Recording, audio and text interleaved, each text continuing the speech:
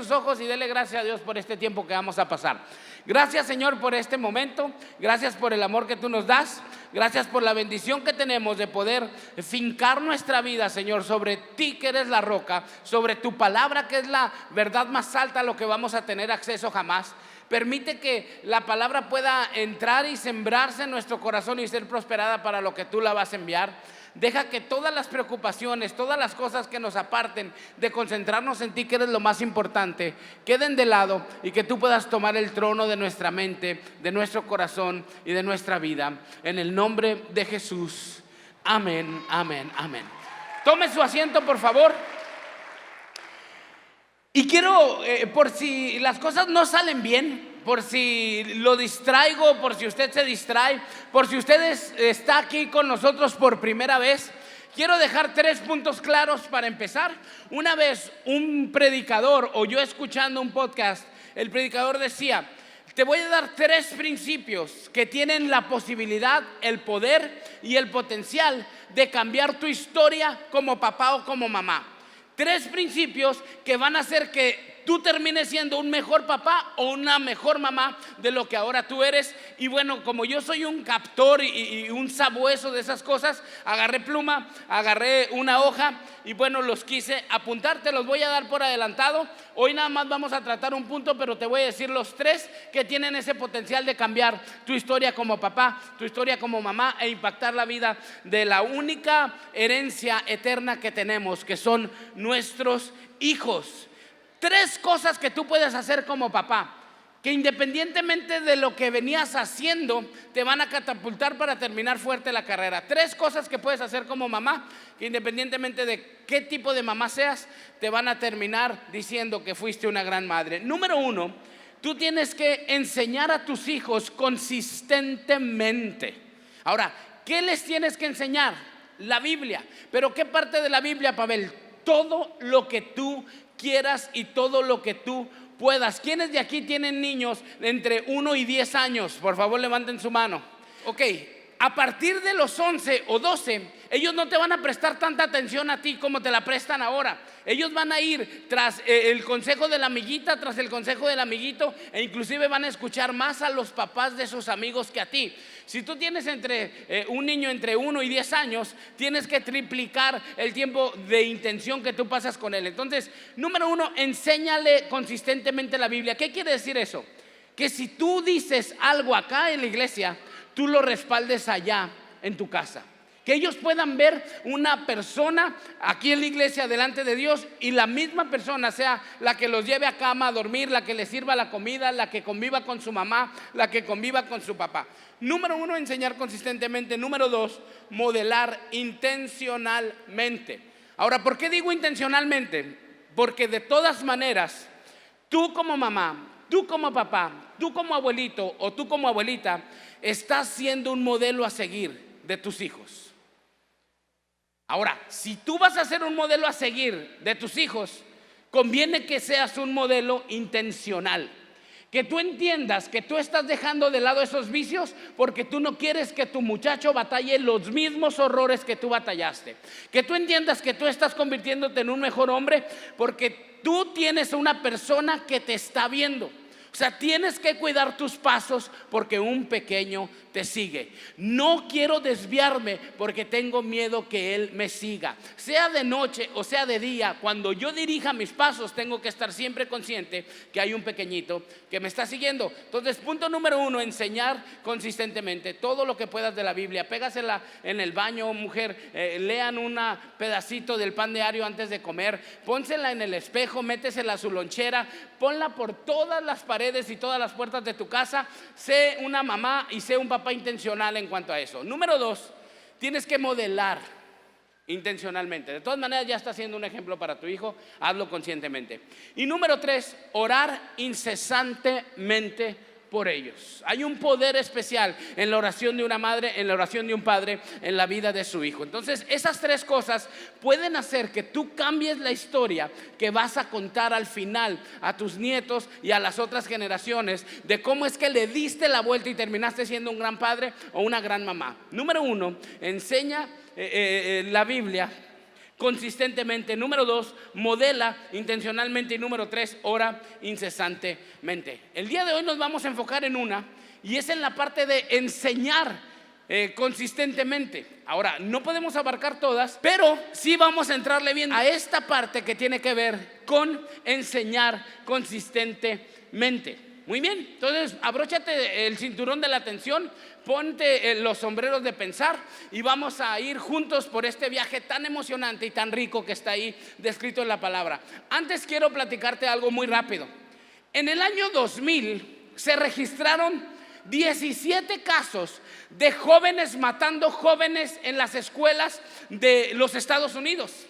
17 casos, es el año en que más matanzas se han registrado en Estados Unidos. 17 veces en que un joven no solamente puso su abaco, su transportador, su regla, su libreta universitaria en su mochila, sino que además de eso en ocasiones puso armas semiautomáticas de uso exclusivo del ejército, bombas molotov, algunas navajas punzocortantes y otras beretas y otras pistolas disponibles para matar a uno de sus compañeros en la escuela. 17 veces en las que un estudiante no solamente fue a la escuela a estudiar, sino a matar.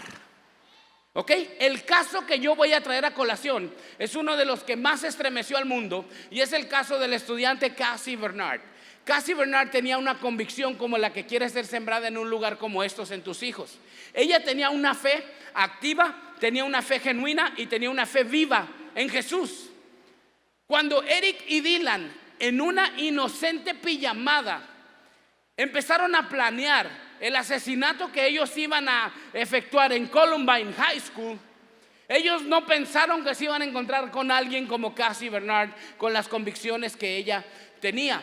Eric y Dylan habían planeado llegar antes que el resto de los alumnos a la escuela, y ellos se las habían arreglado porque ellos tenían el sistema de escuela segura, de mochila segura, de meter por un hoyo mochilas con las armas que ellos iban a utilizar un día antes, y se metieron al día siguiente a las 7 de la mañana. El resto de los estudiantes llegaba más o menos alrededor de las 8 y bueno, ellos estaban listos para cuando ellos llegaron.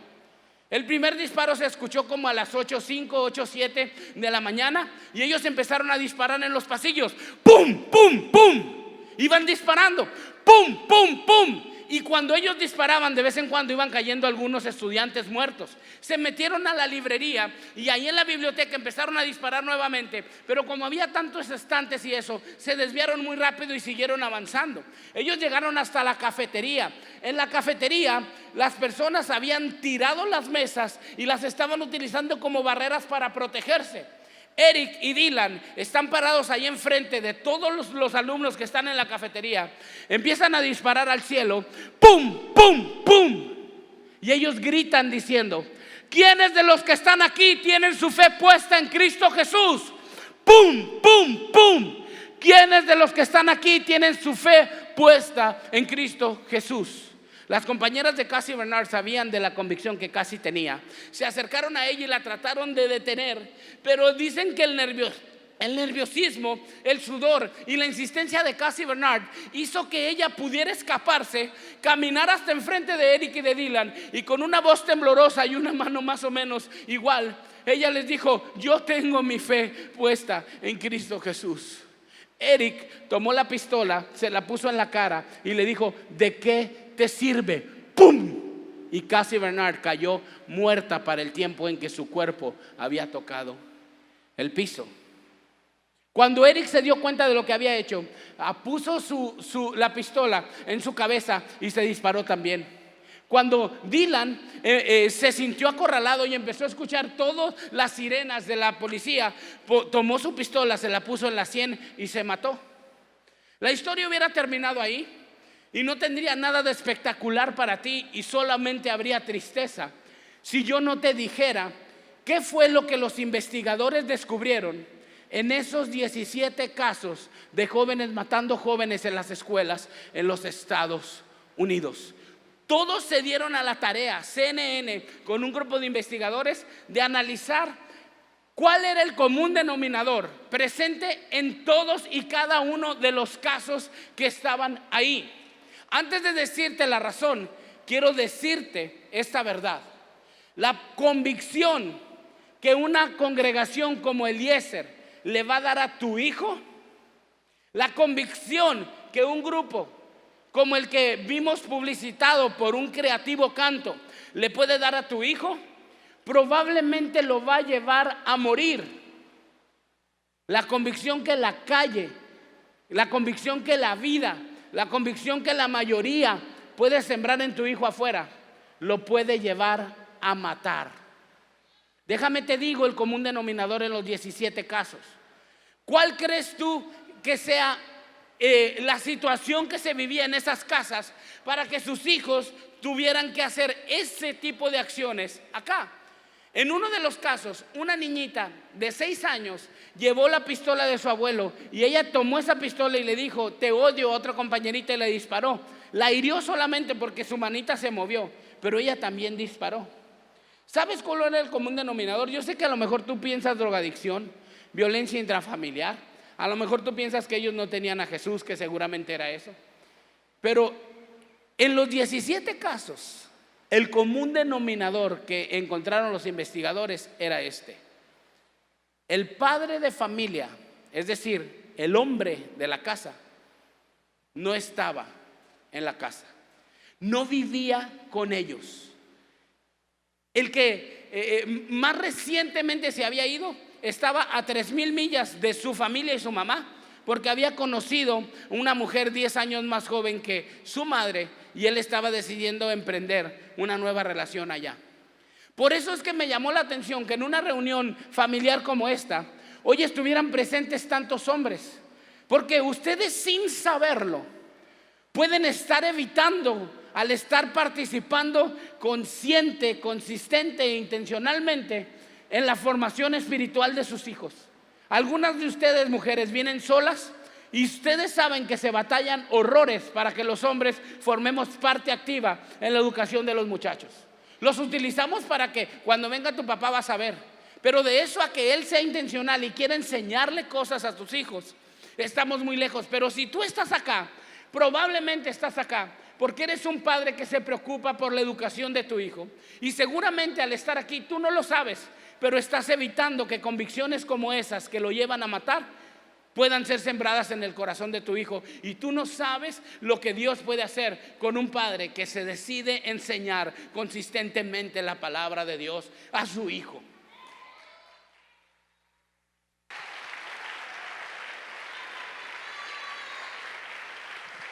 Vamos a ir al verso. La historia de Cassie Bernard está en internet. Se llama el reportaje She Say Yes. Y ahí hay un montón de cosas que se hicieron a raíz de eso. Ella ha salvado a muchas almas después de muerta por haber decidido enfrentar a esos perpetradores y, bueno, ella defender su fe. Mateo 13, 16 y 17 es un verso súper, hiper, mega, macro, archi, requete, recontra conocido. Y entonces, lo único malo de los buenos versículos, pues es que ya han sido usados otras veces, ¿no? Entonces, pero es la Biblia y vamos a predicar de ella. Y en el Mateo 3, 16 y 17 viene probablemente una de las escenas más famosas que nosotros podemos encontrar ahí en la Biblia. ¿Cuántos han asistido alguna vez a un bautizo? Dígame por favor con su mano. Ok, el bautizo que vamos a ver ahora, quiero que lo dimensionen, porque es el Padre, es decir, Dios, bautizando a su Hijo.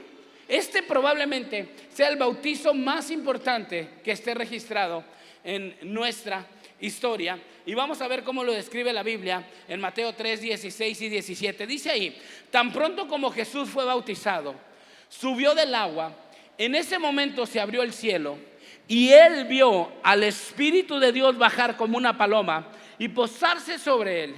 Y una voz del cielo decía: este es mi Hijo amado. ¿De quién era esa voz? Ok, ¿quién iba a ser bautizado? Que es el Hijo. ¿Y a quién había visto manifestarse Jesús como en una paloma? Ahí está la Trinidad siendo como que expuesta ante nosotros. Dios Padre diciendo: este es mi Hijo, o sea, refiriéndose a su Hijo, al Hijo de Dios.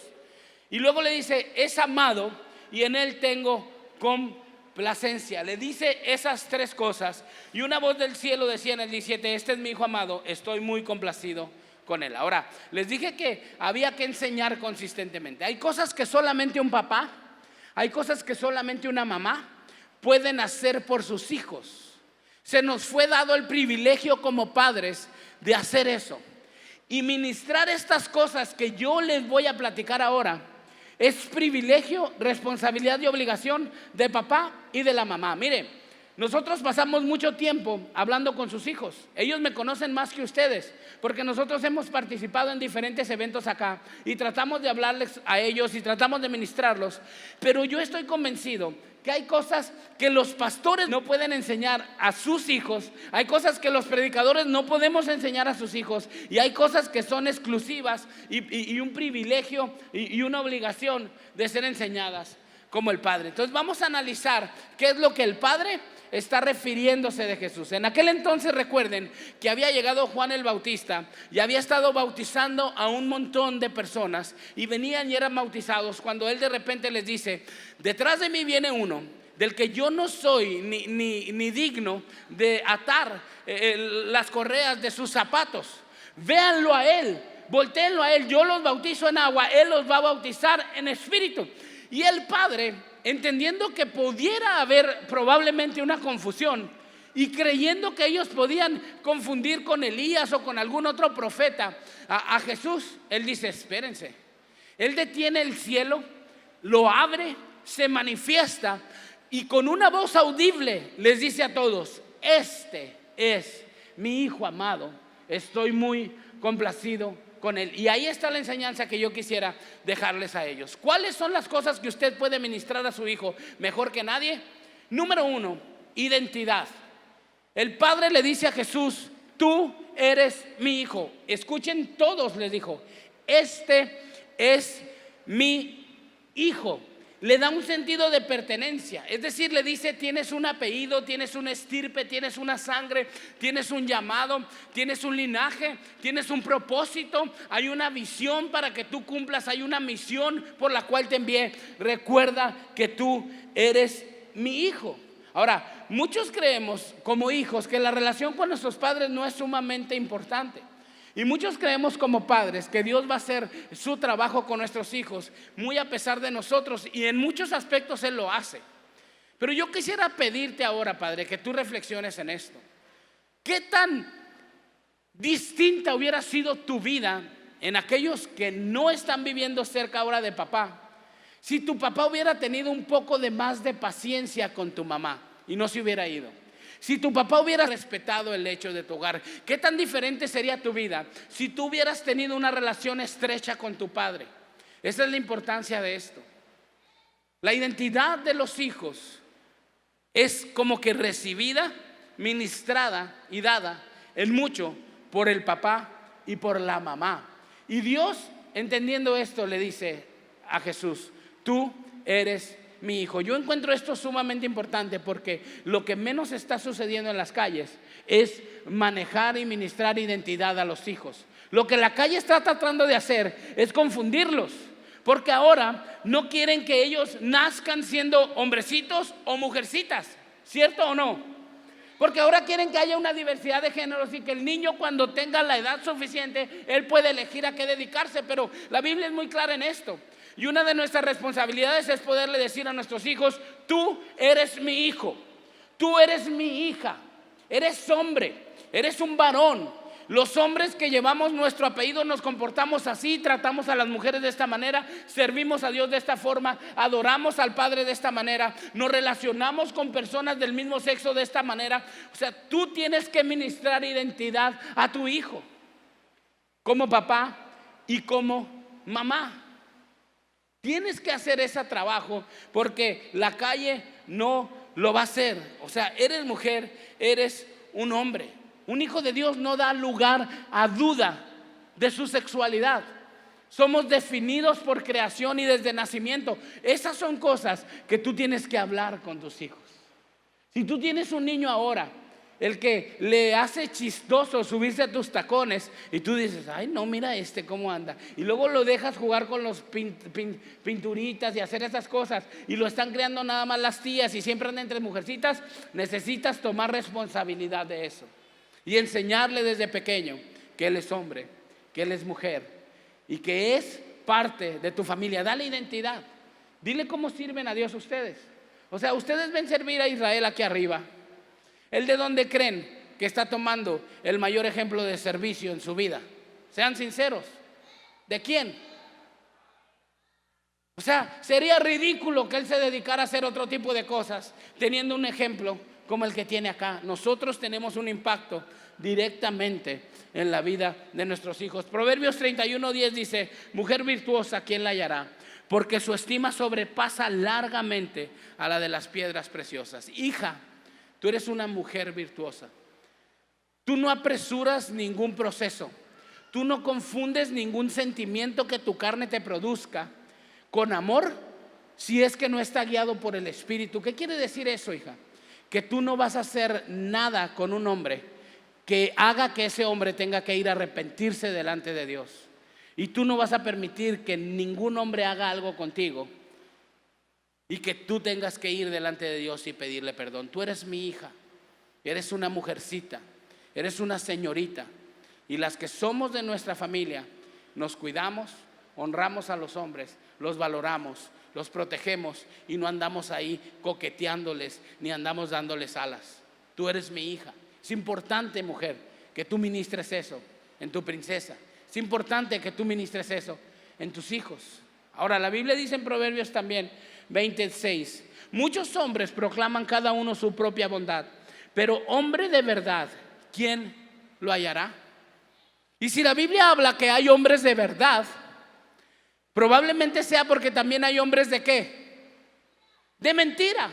Y tú has conocido a hombres que parecían ser hombres, que vestían como hombres, que se decían hombres, que se presentaban con voz de hombre, pero que en realidad eran hombres que no eran de verdad, sino de mentira.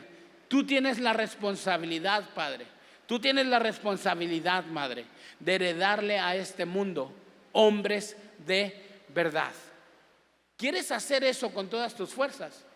¿Quieres tener un encuentro genuino con tus hijos? Primero, tienes que tener un encuentro genuino con Jesús.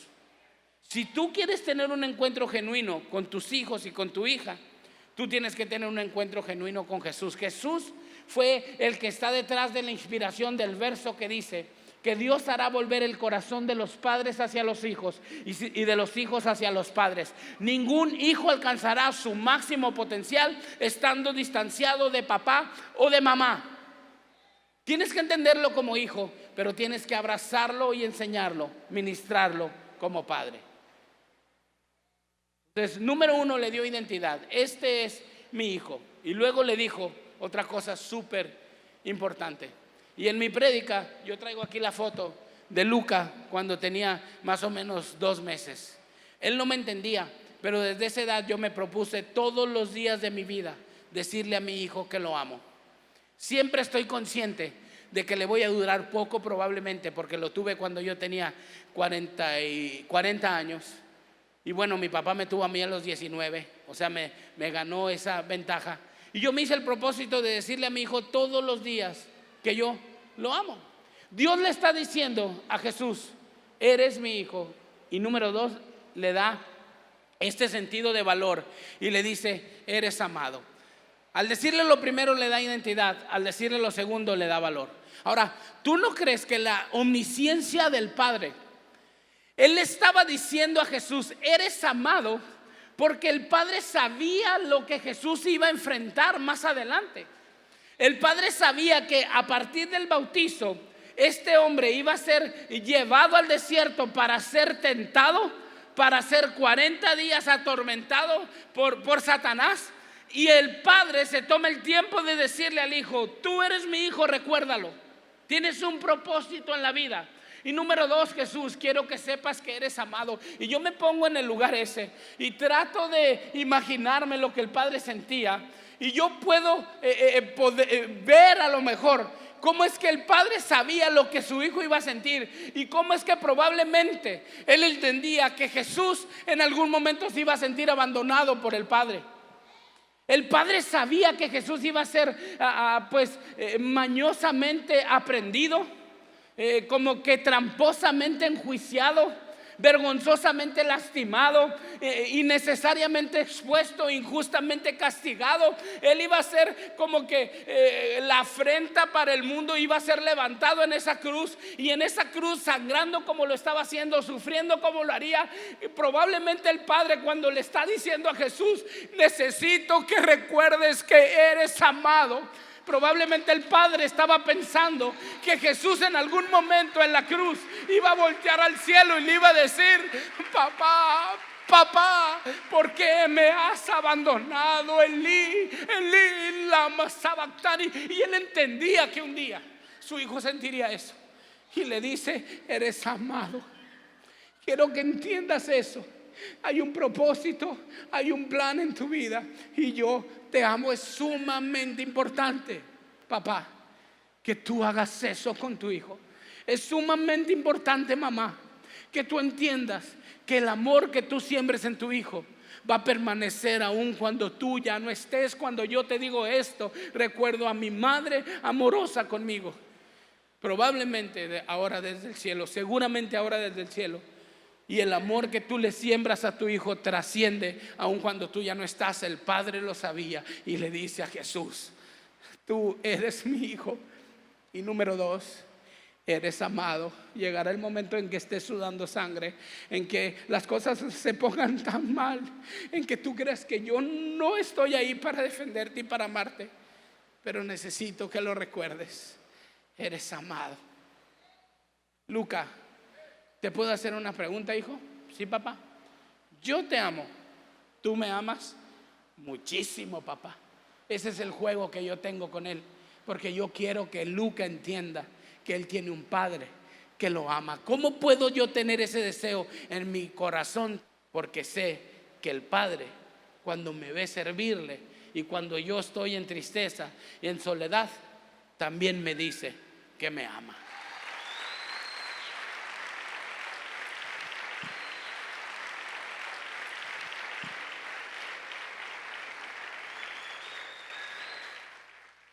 Mucho de lo que tus hijos perciban que ellos pueden desarrollar en relación a Dios es lo que ellos entienden que pueden desarrollar en relación contigo, papá, en relación contigo, mamá.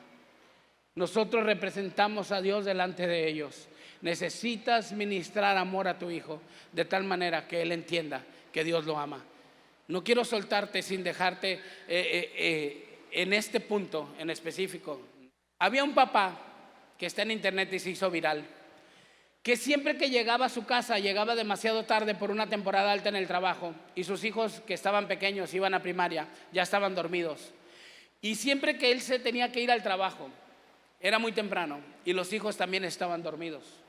Ellos hablaron como pareja y dijeron: yo tengo que hacerme presente en la vida de mis hijos, esto es temporal. Entonces, dime por favor cómo le sirves el lonche. Y la mujer le dijo: así, así, así, así. Este hombre era diseñador, caricaturista, y le dijo: quiero que me pongas el lonche de mi hijo todas las noches aquí, déjamelo listo y yo voy a hacer algo para que él sepa que yo lo amo. Este hombre todos los días empezó a dibujarle, a hacerle un dibujo en la bolsa del sándwich a su hijo. Y ahí está en internet. ¿Cómo es que al principio fue algo bonito para el niño? A la semana pues tenía los 5 dibujos y fue algo padre. Pero cuando fueron pasando los meses, cuando fue pasando el tiempo, cuando el niño acumuló más de 1000 empaques de sándwich con un dibujo de su padre diciéndole que lo amaba, y cuando se le empezaron a hacer filas todos los recesos en la escuela para ver los niños cómo es que su papá sembraba un dibujo de amor en su hijo, entonces el padre entendía que él había creado una diferencia y que a él le había dado a su hijo una reputación que su hijo deseaba mantener. Qué padre tan bonito tienes que se tome el tiempo de hacer eso contigo, le decían en la escuela. No hay excusa, papá. No hay excusa, mamá. Tienes que ingeniártelas y encontrar formas de hacerle saber a tu hijo que él es amado. Y luego número 3, le dice: En ti tengo complacencia. Estoy muy complacido contigo.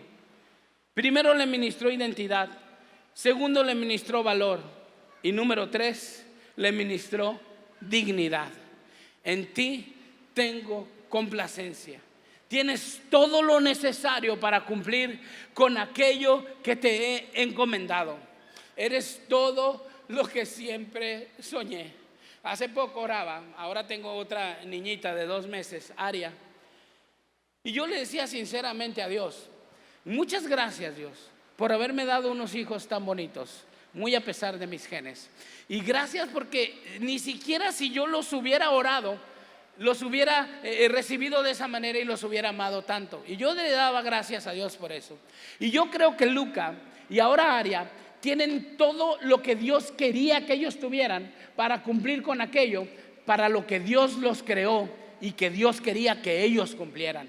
Y tú tienes que entender eso, amigo. A ti no te salió un hijo malo, a ti no te salió uno desgarriado, a Dios no lo toma por sorpresa la apatía de tu hijo adolescente, a Dios no lo toma por sorpresa el nuevo vicio que agarró tu hijo, a Dios le toma por sorpresa la indiferencia que tú tienes como papá y la indiferencia que tú tienes como mamá. Sabes, tú y yo vamos a ser juzgados como padres por aquello que nosotros ingresemos al corazón de nuestros hijos, no por aquello que ellos den como fruto. Probablemente tú tengas un hijo que ahora anda desviado. Yo no te preguntaría sobre lo que tu hijo anda haciendo, sino sobre lo que tú estás orando y aquello que tú le estás sembrando en su corazón. Sobre eso vas a dar cuenta. Sobre lo que él haga con su vida, dará cuenta a él. Entonces, tú tienes que decirle a tu hijo: en ti estoy complacido. En ti tengo complacencia. Tienes todo lo necesario para cumplir con aquello para lo cual fuiste creado. Ahora, ¿qué es lo que no debes de hacer, madre? ¿Qué es lo que no debes de hacer, papá? Estar sembrando despropósitos en tus hijos, estarlos comparando con los hijos de tu hermana, estarlos comparando con otros jóvenes de la iglesia, estar comparando. Tú tienes que entender que a Dios no lo tomó por sorpresa a tu hijo y que Dios te los dio con un propósito. Entonces Dios, si tú me los diste y si tú me los confiaste a mí, yo te los quiero regresar a ti y lo quiero hacer bien. Déjame darte con mi hijo toda la gloria que tú tenías pensada que yo te diera cuando me hiciste mamá de él, cuando me hiciste papá de él. Tú no tienes un hijo defectuoso, tú tienes el hijo que Dios quería que tú tuvieras. Pero vamos preguntándonos si le vamos a regresar el hijo que Dios quería que nosotros le regresáramos. Tienes que sembrar eso en tu hijo y darle dignidad. O sea, estas palabras fueron dadas a Jesús justo antes de que él fuera tentado en el desierto. Dios le dijo: estoy muy complacido contigo. Muchos de nosotros no nos damos el tiempo de sembrar dignidad en nuestros hijos. Ellos tienen que saber que son superpoderosos, que son deseados, que tienen lo necesario para cumplir aquello para lo cual Dios los creó. 3 cosas que tú pudieras hacer como papá que terminarían haciendo una gran diferencia en la vida de tus hijos. Número 1, enseñar consistentemente. Y ahorita te acabo de enseñar 3 cosas que tú les puedes enseñar consistentemente. Número 1, que ellos, o sea, darle un sentido de pertenencia, que ellos son tus hijos. Número 2, que son amados. Y número 3, que están muy complacidos con ellos. Punto número 2 que te dije primero: modelar intencionalmente. De todas maneras estás ya modelándoles. Y luego número 3, orar incesantemente por ellos. Amigos, a los 2 se les hizo la misma pregunta. Los 2 contestaron la misma respuesta. Teniendo un padre como el que tuve, yo jamás pude haber elegido vivir una vida diferente. Este también se llama Eric y acaba de ser condenado a la cámara de gas por haber golpeado hasta casi matar a su esposa y por haber sentado en la hornilla caliente a su niñita de 3 meses que no dejaba de llorar. A los 2 se le hicieron la misma pregunta, los 2 contestaron la misma respuesta. Teniendo un papá como el que tuve, yo jamás pude haber elegido vivir una vida diferente, dijo Eric, que estaba siendo condenado a muerte. A su hermano, a Javier le preguntaron lo mismo: ¿cómo fue que tú decidiste vivir una vida de esta manera?, dijo él. Y Javier contestó palabras más, palabras menos: habiendo visto el ejemplo de mi padre, o teniendo un padre como el que tuve, yo jamás pude haber decidido vivir una vida diferente. Javier estaba recibiendo ahora las llaves de su nueva casa, donde pasaría el resto de su vida con su amada esposa y con su pequeña hija de 2 años. A los dos se les hizo la misma pregunta. Los dos contestaron la misma respuesta. Teniendo un padre como el que tuve, yo jamás pude haber elegido vivir una vida diferente. Cuando a Eric, sorprendidos, le buscaron un poquito de más palabras a su respuesta, le dijeron: pero ¿cómo fue que decidiste hacer eso con tu esposa y con tu pequeña hija? ¿Cómo se te pudo ocurrir? Él dijo esto: cada vez que mi papá llegaba alcoholizado a la casa, lo único que yo lo veía hacer era golpear a mi mamá hasta casi matarla, golpearme a mí hasta casi matarlo y golpear a mi hermano Javier hasta casi matarlo. A los dos se les hizo la misma pregunta, los dos contestaron la misma respuesta. Teniendo un padre como el que tuve, yo jamás pude haber elegido vivir una vida diferente. Para cerrar esta pequeña narrativa, no hace falta decirles que los dos estaban hablando del mismo papá. Ellos eran hermanos de sangre. Los dos habían tenido el mismo ejemplo y cada uno había tomado eso de manera distinta. Tal vez tú estés ahí sentado y te sientas como que descartado de un mensaje como estos, porque probablemente a ti te faltó un padre como el que yo describí ahora, apoyándome en la palabra. Seguramente a tu papá, a ti te decía que te quería, con un empujón, con un golpe, con una grosería. Probablemente tú no creciste cerca de un padre, pero quiero que sepas que probablemente he reservado uno de los mejores puntos para el final.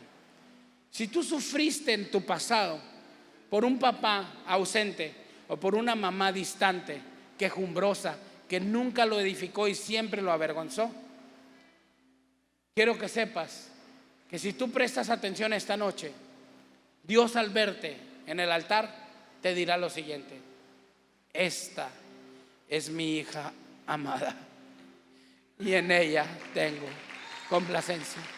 Si tú te atreves a venir ahora acá, varón, probablemente Dios te vea, y cuando Él vea todo el esfuerzo que estás haciendo por perdonar a tu papá del pasado, Él diga: este es mi hijo amado, en Él tengo complacencia. Este hombre entendió lo que tenía que hacer. Si tú estás sintiendo lo mismo, ponte de pie. Hay una reconciliación esperando por ti. Pero tú quieres tener este tipo de relación con tus hijos. Tú tienes que tener primero este tipo de relación con tu papá Dios. Y el llamado es a eso, a reconciliarnos con Él y a regresar a casa inspirados, a llenar a nuestros hijos de valor, de dignidad, de pertenencia, de sembrar en ellos identidad. Este es mi hijo amado.